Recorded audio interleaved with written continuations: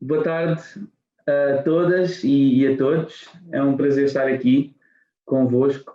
O meu nome é António Miguel, eu trabalho na Maze. Temos um painel incrível para vos apresentar agora, focado no Objetivo de Desenvolvimento Sustentável 11, Cidades e Comunidades Sustentáveis, e muito obrigado por estarem desse lado a ouvir-nos. O nosso painel é composto pelo Sérgio Sintra, administrador da Santa Casa da Misericórdia de Lisboa, pela Filipa Ferreira, uma das promotoras e cofundadoras, entre muitos outros voluntários, do movimento Tech for Covid-19, e o Filipe Almeida, que é presidente da Portugal Inovação Social. Vamos todos conhecer um pouco do que estas várias entidades estão a fazer. Dentro do ODS 11, o nosso foco é na área de apoio a séniores e idosos, que é uma área essencial para Portugal. Em termos de índice de envelhecimento, em Portugal existem cerca de 150 idosos para cada 100 jovens. Temos centenas de milhares de pessoas, nossos pais, avós, em lares ou a receber apoio domiciliário. Portugal tem a maior taxa de cuidadores informais de toda a Europa. Isso tem um custo para a economia de cerca de 5 mil milhões de euros por ano. É um desafio muito grande que temos para resolver e o desafio só vai aumentar com a situação atual que estamos a viver e as consequências desta situação. E é por isso que a minha primeira pergunta é para o Sérgio. A Santa Casa da Misericórdia de Lisboa não necessita apresentações. O que gostava muito de saber é como é que estão a reagir a toda esta situação atual, especialmente na área de apoio a idosos. Boa tarde, António, boa tarde a todos. Santa Casa, por tradição, não reage, planeia, e foi isso que nós fizemos. Nós ainda durante o final do mês de fevereiro e início do mês de março, tomámos uma série de iniciativas para ir, de algum modo, sensibilizando os familiares que os contactos sociais, o distanciamento, a própria precaução era fundamental para garantir a segurança dos nossos familiares mais velhos. E a forma como nós o fizemos, de algum modo, também se reflete depois na oportunidade que tivemos em todo o trabalho dentro da estrutura da Misericórdia, seja ao nível dos lares, seja ao nível do apoio domiciliário, que é, se calhar, das operações a seguir à operação da Polícia de Segurança Pública neste momento, mais fortes na cidade. Nós temos perto de 500 pessoas a fazer apoio domiciliário a mais de 2.500 vizinhos nossos da cidade de Lisboa, mas depois temos também toda aquela área que eram os centros de dia, que tiveram que fechar, e bem, para proteger as nossas comunidades, mas que as pessoas não ficaram desprovidas de apoio. Nós transferimos aquilo que era o apoio dentro dos nossos equipamentos para a casa das pessoas. Fizemos uma identificação de algum modo simples e visual, utilizámos 3 cores, os verdes, os laranjas e os vermelhos, para determinar a própria autonomia e as necessidades que as pessoas têm. E dentro de uma lógica que é absolutamente essencial dentro da Misericórdia, que é da governação integrada com as freguesias, conseguimos criar e dinamizar uma série de iniciativas de parceria. Por isso é que vocês viram praticamente todos que temos freguesias na cidade de Lisboa que vão comprar medicamentos, outras que vão às compras, algumas até vão passear os animais domésticos. Temos tudo isto estruturado dentro desta lógica. Temos que garantir a maior proteção para um inimigo que nos primeiros dias era completamente invisível, desconhecido, e não é fácil, com muita sinceridade, estar a dizer a alguém que muitas das vezes tem idade para ser meu avô ou a minha avó, que tem que fazer determinado procedimento para a sua própria segurança. As maiores dificuldades que eu tive dentro da família foi dizer à avó velhinha com 94 anos que durante não sabemos bem quanto tempo, ainda hoje mantemos, não podemos estar com ela e não a podemos ver. E ela achar que tudo aquilo que nós dizíamos não tinha sentido, mas muitas das vezes esta parceria que nós precisamos de ter é absolutamente extraordinária. António, não querendo alongar, mas dar a ideia de que se calhar a melhor expressão que nós temos para aquilo que estamos a fazer é, eu hoje, enquanto administrador da Misericórdia, tenho 500 heróis. E cada um desses heróis são aquelas mulheres, praticamente todas as mulheres, poucos homens, que fazem apoio domiciliário, que garantem a alimentação, a higiene, que garantem muitas das vezes o contacto social que permite que a pessoa se mantenha estável, conhecedora, mas quando também necessita de algum tipo de apoio, através das outras respostas que nós temos na Misericórdia, termos a oportunidade de uma psicóloga nossa entrar em contacto com ela, fazer a coordenação com a ARS, dar identificação dentro da própria comunidade, e este ODS é absolutamente estrutural nessa matéria, dentro desta ideia de que quanto mais nós soubermos do meio que nos envolve, mais fácil é. E para que isto aconteça na cidade de Lisboa, se calhar o melhor sucesso do nosso trabalho é o facto de praticamente não haverem notícias sobre ausências de apoios na cidade de Lisboa, é porque nós fizemos este planeamento. Mas tínhamos feito e terminado no início de janeiro um levantamento de mais de 30 mil pessoas com 65 anos ou mais, que vivem sozinhas ou acompanhadas de outra da mesma faixa etária, e conseguimos referenciar e fazer este trabalho em rede. E nós partilhámos a informação com a Polícia de Segurança Pública, com a ARS, com as juntas de freguesia, e assim conseguimos criar uma capilaridade que naqueles que necessitavam de mais de apoio nós intervíamos, naqueles que tinham capacidade e uma rede, muitas das vezes de vizinhança, que nós nos esquecemos durante anos seguidos, mas os nossos vizinhos do resto de chão ou do segundo andar são fundamentais para a própria vivência da nossa comunidade, em que nós entramos e conseguimos participar. Portanto, o reagir aqui foi planeado. Muito bem, deixa-me perguntar uma coisa, disse uma palavra essencial, que é parcerias, e que tem atuado muito através de governação integrada e de parcerias. Dê-nos alguns exemplos, quem é que são essas entidades parceiras que têm sido importantes para o trabalho da Santa Casa nesta área? Desde logo, e sem nenhuma identificação de melhor, porque praticamente todos nos conseguem surpreender, as 24 freguesias da cidade de Lisboa. As 24 freguesias têm sido, se calhar, aquele exército que, porta a porta, bairro a bairro, tem garantido que todas as atividades da nossa cidade se mantêm.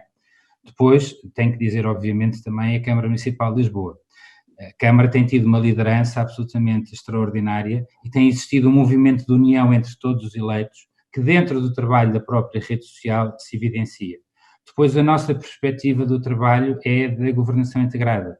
E nesta perspectiva da governação integrada, todas as organizações não governamentais, todas as IPSS, até a ligação que muitas vezes, enquanto Misericórdia, nós temos muito forte com algumas fábricas paroquiais, têm-nos permitido partilhar às vezes os sucessos, partilhar os sorrisos, mas também quando existe alguma dificuldade, estarmos unidos para conseguir ultrapassar a dor que momentaneamente nos é provocada. Não tem sido fácil, isto é uma habituação diferente.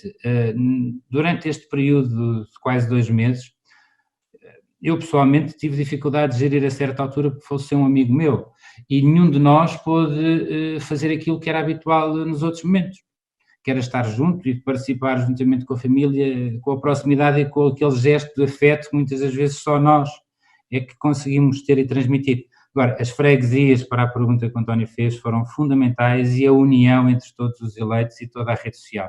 Nós temos mais de 500 entidades na rede social de Lisboa e são todas absolutamente dignas de terem um Oscar, porque o seu desempenho tem sido absolutamente fora de série. Obrigado. Oscars para quem teve na resposta ao Covid-19, parece uma boa proposta.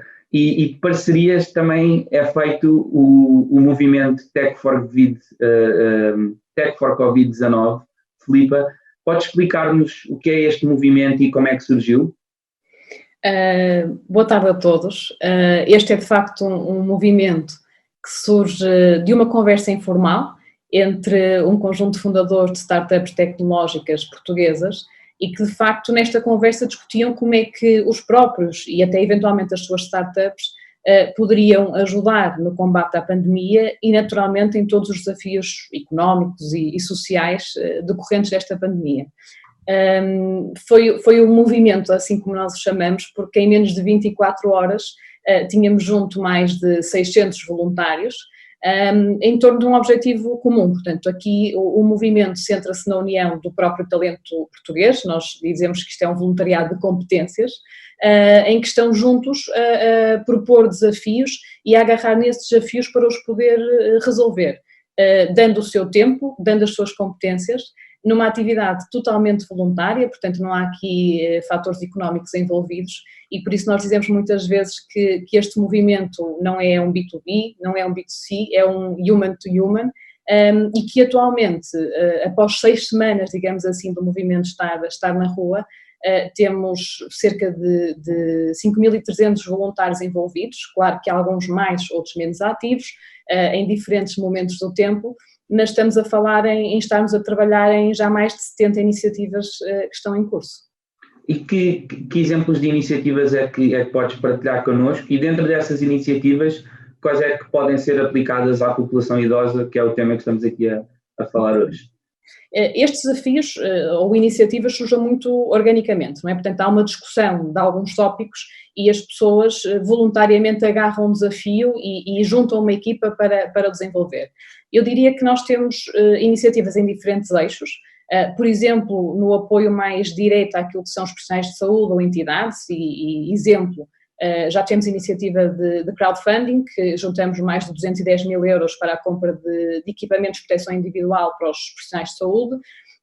Também exemplos disto, Rooms Against Covid, e portanto numa plataforma juntámos aquilo que era a disponibilidade das pessoas para disponibilizar os seus próprios alojamentos locais, para acolher os profissionais que estão na linha da frente e que tinham que estar ou deslocados geograficamente ou longe das suas famílias por um determinado período de tempo, ou até exemplo da Covidografia, portanto uma aplicação que permite monitorizar a evolução da pandemia e que pode ser bastante útil, agora até que vamos muitos começar a sair das suas casas, em perceber onde é que há focos de contágio e como é que podemos combater isso mesmo. Depois, na área da educação, temos o Student Skip, portanto a doação ou empréstimo de material de computadores ou tablets para que as crianças e jovens possam continuar a ter aulas a partir de casa, ou o Tools for Edu, que é uma ajuda aos próprios professores para, de um momento para o outro, estarem aqui totalmente disponíveis para utilizar ferramentas tecnológicas que outrora não utilizavam nas suas aulas. Eu apontaria aqui as iniciativas mais de cariz social e da saúde como aquelas que, se calhar, mais diretamente podem ajudar a população idosa. Por um lado, nós temos em termos sociais, por exemplo, a iniciativa do Posso Ir ou Na Fila, que são iniciativas que permitem que nós, a partir de casa, possamos perceber se os lugares onde vamos estão muito ou pouco ocupados e, portanto, qual é o melhor momento para sairmos e assim protegermos de estar em filas com muita gente ao mesmo tempo. Ou então, na área da saúde, exemplos como consultas médicas gratuitas online, também a entrega de medicamentos em casa decorrentes destas consultas, ou então, por exemplo, uma iniciativa até que depois tem a parceria da Santa Casa também, como o Acalma Online, numa lógica de os psicólogos devidamente certificados pela Ordem dos Psicólogos que poderem fazer consultas através de uma plataforma para poderem apoiar estas pessoas. Eu diria que estas são iniciativas que já estão na rua, mas temos outras que estão em ebulição dentro do próprio movimento, e uma delas é exatamente aportar este valor intergeracional entre jovens e idosos e termos os próprios jovens a poderem voluntariar-se para, por um lado, um dos temas que queremos trabalhar é o tema da literacia, neste tema até do Covid, ou seja, perceber que cuidados temos que ter, porquê, explicar um bocadinho mais o que é que se está a passar e também estes jovens poderem dar suporte social aos idosos e particularmente àqueles que estão em suas casas mais isolados. Diria que estas são aquelas que podem ser mais direcionadas para esta população, mas também importa sermos claros e dizermos que aqui o desafio da tecnologia faz com que este potencial de chegar a mais gente, particularmente nesta faixa etária, não esteja a ser totalmente maximizado, mas eu acho que esse é um tópico que podemos também falar e discutir entretanto. Excelente, excelente. E depois também gostava de voltar para haver aqui um pouco um call to action, porque tenho a certeza que tem as portas abertas para receber mais projetos nesta área. Mas mantendo no ponto e no tópico das parcerias, e no caso do Tech for Covid-19 estamos a falar de startups, mas há muito talento nas entidades da economia social, organizações sociais, que em conjunto com startups e empresas criam novas formas de responder a problemas sociais. Filipe, antes de te perguntar mais especificamente no apoio a idosos, partilha connosco o que é a Portugal Inovação Social e porque é tão importante existir esta entidade.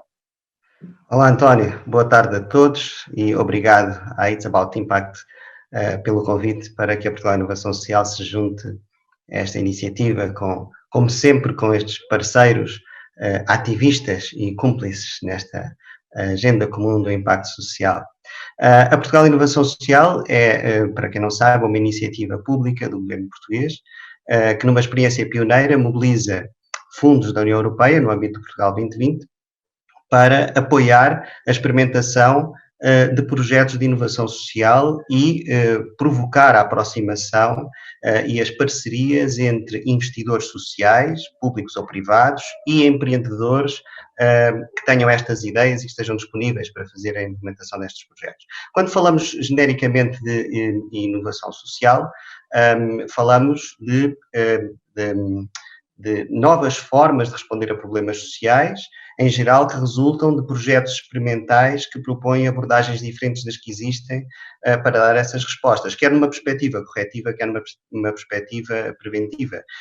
Para distinguir, para esclarecer o que é inovação social, eu habitualmente faço uma comparação grosseira com a ação social, da seguinte forma: a ação social, em geral, visa responder à urgência do dia de hoje, de alguém que tem frio, está na rua e precisa de um teto, de alguém que tem fome e precisa de pão. A inovação social visa encontrar uma solução para que não tenha fome amanhã. Portanto, a ação social responde à urgência de hoje que é necessária, a inovação social procura resposta na raiz dos problemas. Neste tempo que nós vivemos, tão confuso e tão exigente, a inovação social já não chega só para o dia da manhã, é preciso inovação também para responder às urgências de hoje, e é por isso que existem estes movimentos também. E, portanto, a Portugal Inovação Social não atua diretamente junto dos grupos sociais vulneráveis. O que faz é, como iniciativa pública, criar condições, através do financiamento, do apoio e do estabelecimento de pontes entre estas várias entidades, condições para que a sociedade civil organizada e os vários agentes de mudança que temos à nossa volta, instituições públicas e privadas, se possam organizar para experimentar essas novas formas de responder a problemas sociais, que podem vir a influenciar, inclusivamente, políticas públicas no futuro. Essa é também o espírito, não é apenas encontrar soluções de que a sociedade civil se possa apropriar, mas que o Estado também se possa apropriar delas, quando elas demonstram ser eficazes. E como é que se estão a preparar para dar essa resposta, não com caráter urgente, mas de médio prazo, aos desafios e às consequências da pandemia que estamos a viver? Olha, na Portugal Inovação Social nós começámos de imediato a dar respostas, nomeadamente no apoio aos projetos que já estão em curso. À data de hoje são 314 projetos, que representam cerca de 37 milhões de euros de financiamento, a que acresce cerca de 15 milhões de euros de investimento social. E o que estamos a fazer é, com base no que são orientações gerais do Portugal 2020, por exemplo, manter o financiamento das remunerações mesmo com as atividades suspensas, permitir a revisão de metas, o prolongamento do prazo de projetos. Portanto, isso foi uma resposta imediata necessária para os projetos que temos no terreno. Já agora, destes 314 projetos, que correspondem a cerca de 370 candidaturas multirregionais de várias regiões, 70 são especificamente dirigidas à população idosa.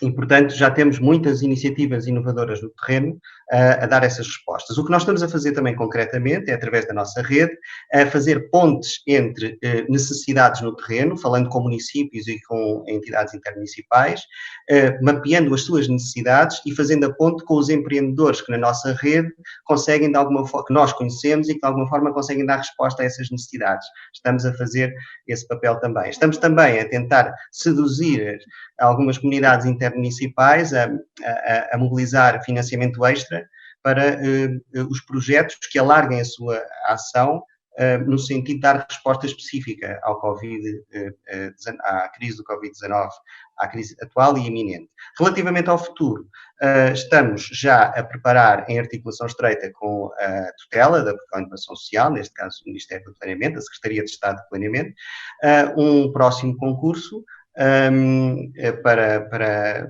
que, de facto, acomode os temas urgentes que conseguimos antecipar, que serão aqueles que precisam de resposta imediata, e, portanto, e ajustando alguns aspectos do modelo de financiamento, de maneira a que consiga dar resposta a este imprevisto geral. E só para quem está a ouvir, porque pode haver muitas ideias e pessoas com ideias e projetos a ouvir-nos, esse tipo de lançamento de calls for proposals vai acontecer este ano? Tens alguma noção de quando é que é para acontecer? Ele, na verdade, estava previsto, se não fosse esta crise, já teríamos esse concurso, provavelmente estaria iminente a sua abertura. O que estamos a fazer é dar algum tempo para conseguir perceber exatamente onde é que estão as urgências e com o que é necessário ajustar. Mas sim, a previsão é que se abra ainda este ano, logo que possível, porque está tudo pronto para isso, só temos que ajustar enfim, as orientações gerais do que poderá ser um concurso desses. Mas sim, vai ser este ano ainda. Excelente. E eu sei que são muitos projetos, mencionaste 70 projetos, e eu sei que todos são os teus preferidos, mas podes, para concretizarmos, podes dar alguns exemplos de soluções inovadoras que existem em Portugal no apoio a pessoas idosas? Sim, claro. Posso e tentarei não falar de 70, vou tentar reduzir a 2 ou 3, embora de facto seja difícil. Mas olha, está a acontecer muita coisa. Entre os projetos que estão no terreno, por exemplo, vou-te dar 3 exemplos, vou-vos dar a todos 3 exemplos. Um que se ajustou às necessidades concretas atuais, por exemplo, o projeto A Bem, da Associação Dignitude, que é um projeto que, infelizmente, é necessário, que basicamente tem como objetivo garantir que todas as pessoas que necessitem têm acesso à medicação prescrita, que lhe é prescrita. E nós temos uma parte significativa da população que, por razões económicas, tem que fazer escolhas no acesso à medicação que lhe é prescrita. Mais de um terço, 35%, dos destinatários deste projeto são idosos. E o que eles fizeram de imediato com esta crise do Covid foi não só, e o modelo funciona no acesso às farmácias, ou seja, com um cartão que permite que as pessoas tenham acesso ao medicamento de uma forma mais barata e que de alguma forma igualiza o acesso ao medicamento. Já estão a trabalhar em rede com várias instituições, de maneira a que a medicação não só tenha acesso em condições economicamente mais vantajosas para essas pessoas e esses agregados familiares, como é entregue em casa. Não é uma coisa tão simples como isto. A medicação é entregue em casa. Mas vamos falar de projetos que já existam e que estão no terreno. E de inovação nós temos muito. Aliás, a Santa Casa Misericórdia de Lisboa é uma entidade inovadora em Portugal há 522 anos, não é? E, portanto, a inovação social não é nova. Foi, felizmente, ampliada e apropriada pela sociedade civil e hoje estende. Por falar em Santa Casa, lembro da Santa Casa da Misericórdia do Porto, que tem um projeto muito interessante chamado Chave dos Afetos, que combina tecnologia com acompanhamento e que permite monitorizar os idosos em casa, também com voluntários, estudantes e não só, que acompanham e fazem visitas regulares. Isto combate não só a solidão, como permite estender a permanência das pessoas no seu ambiente familiar.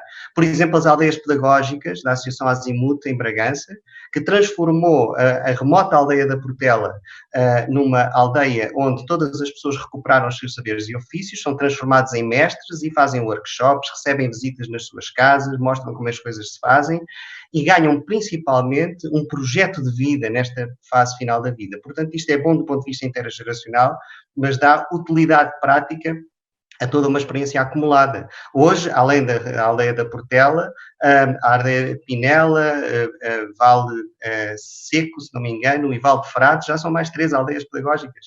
E isto, ou seja, nós temos projetos que combatem a doença promovendo a saúde, temos projetos que combatem o isolamento e que promovem a permanência em casa e a relação social, e temos projetos que até combatem a ausência de projeto de vida, não é?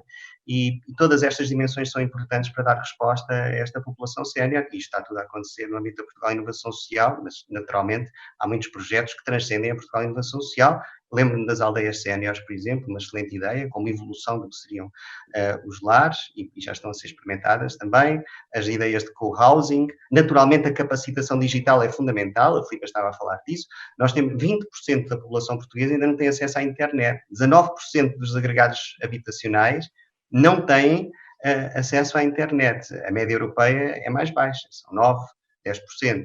Portanto, temos que combater isso. Uma parte desta população que não tem acesso, uma parte significativa, é a população idosa. E vai ser idosa daqui a pouco tempo. São cerca de 600 mil aqueles que não têm acesso à internet, só entre a faixa etária entre os 55 e os 64 anos, nesse intervalo. E daqui a pouco tempo serão os próximos idosos. Então, tudo isto são necessidades emergentes. São muitos projetos e eu sei que estão todos disponíveis no vosso website, por isso é excelente ter alguns exemplos. Mas eu vou pegar no que disseste e se não me engano, a Santa Casa da Misericórdia de Lisboa existe há 521 anos. Disse, errei por um. Há uma grande diferença, 522 ou 521, uma grande diferença. E eu fico sempre muito curioso, Sérgio, como é que uma entidade que está entre nós e que tem um papel tão fundamental na sociedade portuguesa há mais de 5 séculos, como é que lida com a inovação e mais em específico na prestação de apoio a séniores, porque esse tipo de serviço e de prestação de cuidados era muito diferente, certamente há 100 anos do que era há 30, do que é hoje. Como é que a Santa Casa tem adotado inovação nesta e em todas as áreas? Simples, complexo e simultaneamente desafiante. Qualquer um de nós hoje que está aqui a falar e todos aqueles que nos estão a assistir, de algum modo e com alguma relativa facilidade, nós temos o potencial de ultrapassar os 100 anos. Todos nós temos potencialmente a oportunidade de ter mais 30 anos de vida do que tiveram os nossos avós. No meu caso concreto, isso de algum modo pode ser preocupante, porque tenho uma avó com 94, portanto é assim uma coisa difícil de eu imaginar o que é que faço. Agora, dentro de tudo aquilo que a Misericórdia tem feito, os desafios para nós são muitas das vezes nós percebemos o que está a acontecer na cidade de Lisboa, com enorme alterações demográficas muito acentuadas, em que se verificou numa primeira etapa, nos anos 80 e 90, que uma parte significativa dos meus colegas de escola, a determinado momento, começaram a sair. Quando foi aquele momento de querermos organizar as nossas vidas, não tivemos a oportunidade de continuar em Lisboa. A cidade hoje é uma cidade que tem cerca de 500 mil de habitantes, mas é uma cidade que está, nestes dias de pandemia, é uma cidade que está de algum modo a redescobrir-se. Nós só conseguimos enfrentar os flagelos se estivermos absolutamente unidos. Nós tivemos, em diversos momentos, a oportunidade de fazer a diferença e, pessoalmente, acho que existe hoje um projeto na cidade de Lisboa, que é um projeto que é da cidade, mas pode ser aplicado a todo o mundo ocidental, porque o problema da longevidade não é exclusivo nem de Lisboa nem de Portugal, é do mundo ocidental, que é o Lisboa, cidade de todas as idades. Esse projeto está dividido em 3 eixos de intervenção: a vida ativa, para aquelas pessoas que eventualmente poderão ser os nossos pais, ou que poderemos ser nós, como o Filipe há pouco estava a dizer, dentro de 10 anos ou 15 anos, em que estamos com 55 anos, 50 e poucos, e começamos a preparar aquilo que será os últimos dias ou os últimos momentos da nossa vida profissional, ativa, mas que temos uma capacidade de transmitir conhecimento absolutamente fora de série. Nós, geração após geração, temos em Portugal algo que está a bater recordes, é que a geração que vem a seguir é mais instruída, tem mais conhecimento do que a geração anterior. Isto irá continuar a acontecer mesmo quando formos nós a fazer parte da faixa etária que o Filipe estava a identificar, termos mais de 65 anos. Simultaneamente a este processo de vida ativa, temos outra área da vida autónoma, em que os nossos pais já poderão estar reformados, mas ainda se sentem absolutamente seguros para realizar e terem autonomia em tudo aquilo que é a sua vida e eventualmente continuarem-nos a ajudar, ou eles próprios serem beneficiados pelo facto de privilegiarem uma vida com os netos que não tiveram a oportunidade de ter com os filhos. Depois temos uma outra parte mais complexa, que nós temos estado de algum modo a falar dela, mas felizmente em Portugal sem grande carga e sem grande dor, que é a de todo o processo da vida apoiada. Durante os anos 80, a determinado momento, nós achávamos que um vizinho nosso, com um familiar nosso com 70 anos, poderia e deveria ir para um lar. Hoje, não só a expressão oficial já não é lar, que é um palavrão que se chama ERP, Estrutura Residencial para Idosos, como potencialmente estar a encaminhar alguém para um lar com 70 anos, pode-se traduzir em que a pessoa irá viver 25 ou 30. Porque a idade média de entrada hoje em lar está entre os 84 e os 86 anos e os dados identificam que as pessoas no mínimo irão lá viver 10 anos. Ora, associado a isto tudo, este grande projeto de Lisboa Cidade de Todas as Idades tem a inovação também na metodologia, não só na partilha, que há pouco estava a dizer, mas também em algumas coisas que hoje não existem, mas que necessariamente vão ter que ocorrer. Todos nós sabemos, desde há muito tempo, que existem esquadras de polícia dedicadas à escola e que fazem a verificação das condições de segurança ao pé das escolas preparatórias ou secundárias. Na cidade de Lisboa, sabemos desde há muitos anos que existem esquadras de polícias dedicadas ao turismo. Há de haver um momento, e é nesse momento que nós hoje estamos a trabalhar em parceria com a Câmara de Lisboa, com a Segurança Social, com a PSP, com a ARS e com as freguesias, que teremos de ter uma esquadra de polícia dedicada à longevidade. E essa esquadra de polícia ligada à longevidade faz parte de uma coisa que nós hoje identificamos como clique, que é o que a gente precisa mesmo, é fazer um clique em tudo, que é um centro local de informação e coordenação, em que as principais entidades de suporte da vida da cidade de Lisboa estão organizadas e partilham os dados. Nós, no projeto Radar, que há pouco estava a falar, já recolhemos a autorização de partilha de dados pelas próprias pessoas, consentimento escrito, para que esta informação não seja detentora exclusivamente da base de dados da Misericórdia para os seus fins, mas que as 30 mil pessoas autorizaram a ser partilhado. Obviamente também autorizaram, e foi-lhes informado, têm direito ao esquecimento quando quiserem. Mas só dentro desta estrutura deixarmos de olhar para o que acontece ao redor como se não fosse um problema que nós temos. Porque mais que não seja, qualquer um, a Filipa não, mas nós os 4, teremos que começar a pensar como é que vai ser o dia da manhã. E dentro dessa perspectiva temos de ser de algum modo egoístas. E as soluções que existem na sociedade e na cidade onde nós vivemos, temos que participar ativamente. Dar-vos 2 exemplos que já é fruto deste trabalho partilhado com a Câmara. Todos vocês já viram passadeiras na cidade de Lisboa, que quando nós nos chegamos junto à passadeira para fazer o atravessamento, tem outro piso.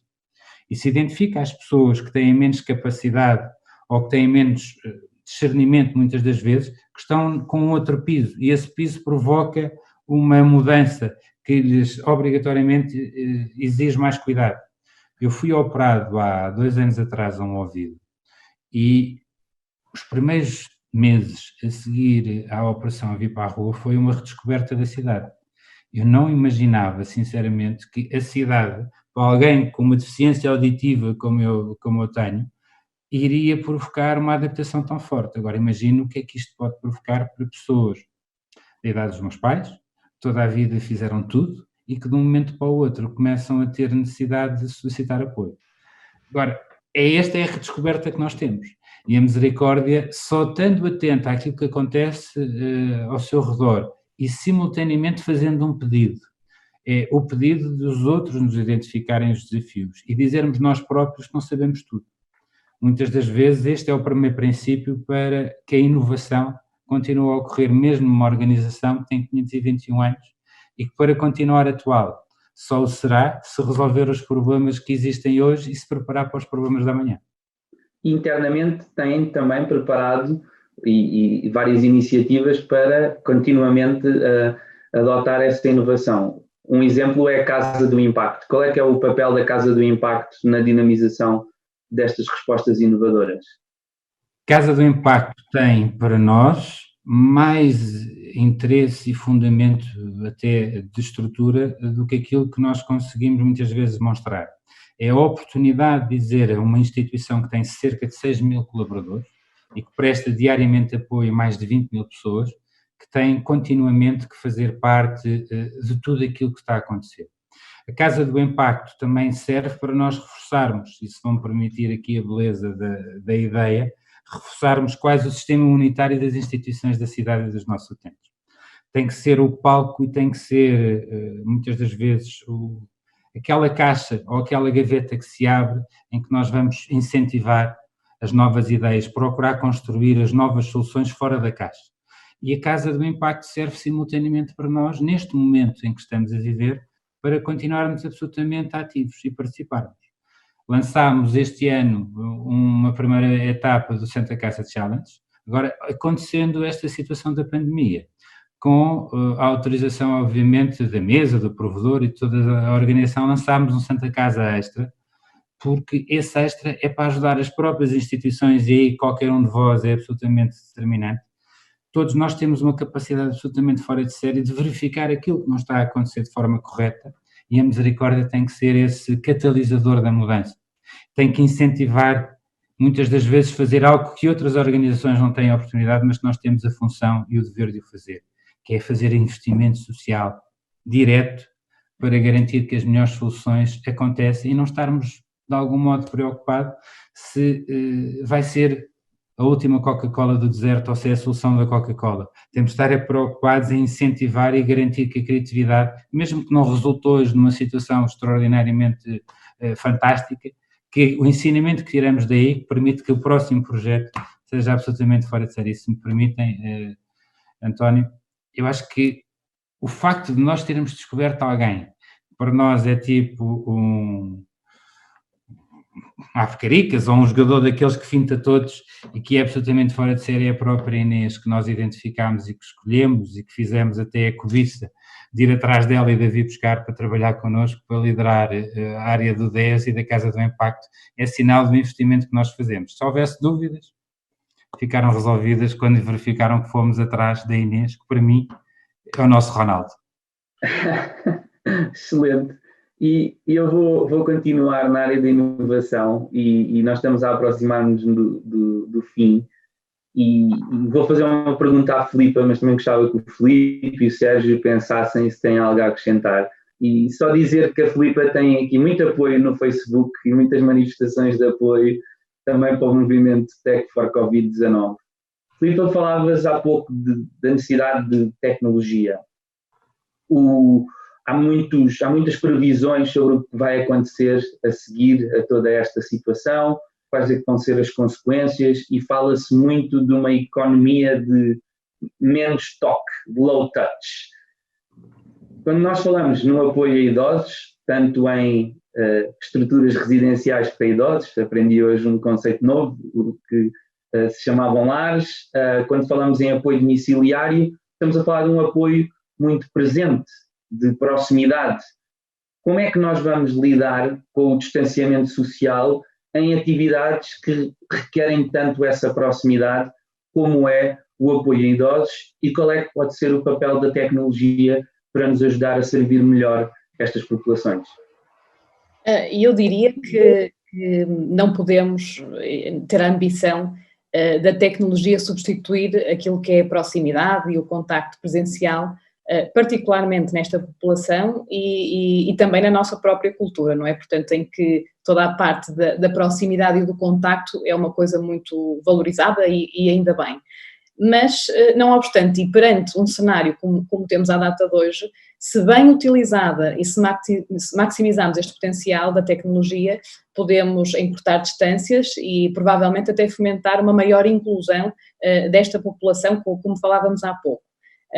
Eu diria que temos já exemplos disso, não é? Portanto, a partir do momento em que estamos no mundo global, temos avós e netos que, distantes fisicamente, temos a bondade da tecnologia que os faz estar próximos e comunicarem e estarem numa família, às vezes, provavelmente com um computador pelo meio, mas que permite a sensação de maior proximidade, digamos assim.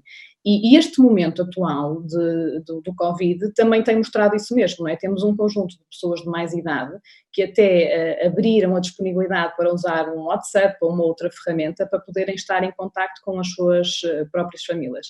E eu diria que, tal como esta população diz, a necessidade aguçou o engenho.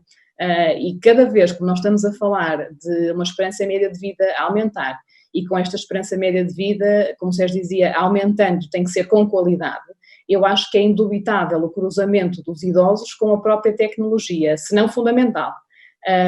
E eu acho que mais uma vez, este momento que estamos a atravessar nos mostra que temos muitos desafios em Portugal a esse nível, e eu diria que são desafios a serem hoje agarrados pelo governo, pelas empresas, pelas associações, pelos movimentos e por cada um de nós, porque eu acho que para de facto podermos maximizar todas estas soluções que nós até temos posto cá fora, nós temos que atuar em 4 pilares fundamentais quando pensamos nesta população idosa. Por um lado, a tal democratização no acesso à própria tecnologia, porque temos uma grande parte das pessoas que nem sequer têm este acesso. Por outro, eu acho que nós temos que ter uma aposta muito forte e urgente nesta tal literacia digital, na população idosa, nem que seja passo a passo, como é que utilizamos ferramentas básicas que nos permitem estar mais próximos. Falaria ainda, por exemplo, da vertente da comunicação, porque há uma linguagem tão hermética à volta desta questão da tecnologia e do digital, que nós, desde logo, na comunicação, excluímos uma grande franja da população para este mundo, digamos assim. E acabava por dizer, se calhar, também a responsabilidade nossa em cada uma das nossas famílias, porque em muitos momentos, e se calhar estamos a falar, parece um passado distante, mas há um par de semanas em que podíamos estar com os nossos pais, com os nossos avós presencialmente, este tal inimigo silencioso da tecnologia, para muitos dos nossos avós, por exemplo, já era um inimigo, não é? Porque em muitos momentos em que podíamos ter umas boas conversas e uma excelente aprendizagem, e gastamos ou investimos o nosso tempo muitas vezes no telemóvel, numa rede social, etc. E, portanto, muitas das vezes fomos nós próprios que criamos algumas representações mentais à volta desta tecnologia que nós queremos agora que deixe de ser o inimigo para poder ser o amigo em casa de muitas pessoas que...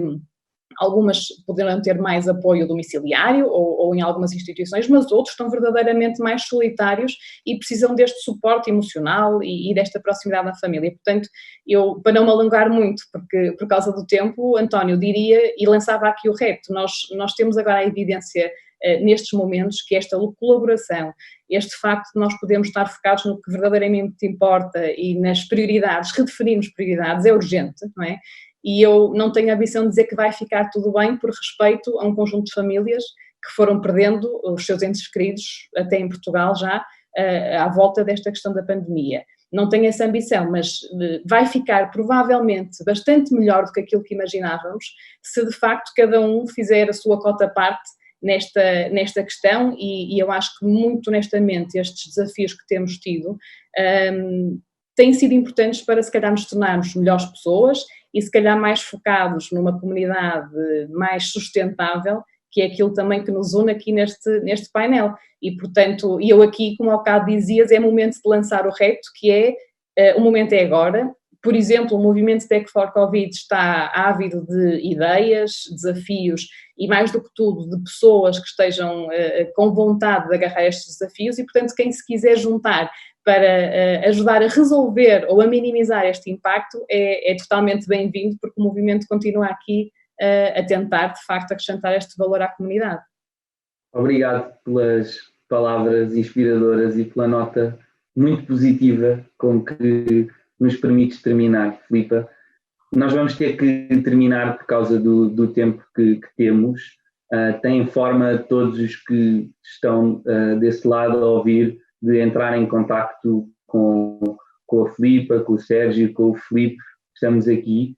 Queria terminar com duas palavras, uma, empatia. Quando nós falamos da população idosa e depois quando falamos das necessidades de tecnologia, é muito fácil darmos como adquirido que a adoção, seja de videoconferências, WhatsApp, o que seja, é fácil, mas não é. E é preciso muito esse exercício de empatia para garantir que aqueles que estão mais longe nesta altura e que ou são nossos entes queridos ou são entes queridos dos nossos entes queridos, temos que fazer esse esforço para que as coisas possam acontecer e a distância não dar lugar a isolamento.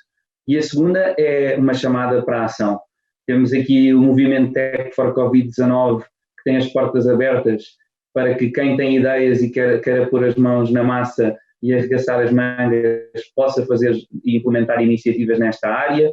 Temos a Santa Casa da Misericórdia de Lisboa, onde foi tantas vezes reforçado a palavra parcerias, que está aberta para tudo o que possa melhorar o serviço e prestação de cuidados a idosos, e a Portugal Inovação Social, onde Portugal é um país privilegiado por ter uma entidade com financiamento para esta área, que vai lançar um concurso para ideias que possam endereçar as consequências da atual situação que vivemos.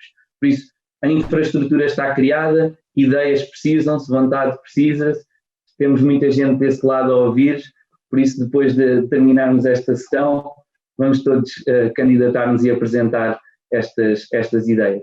Última palavra de agradecimento a quem está neste painel, muito obrigado pelo vosso contributo e pelo vosso tempo, e a todos os que estão desse lado, obrigado por nos aturarem e ouvirem desde os últimos 45 minutos.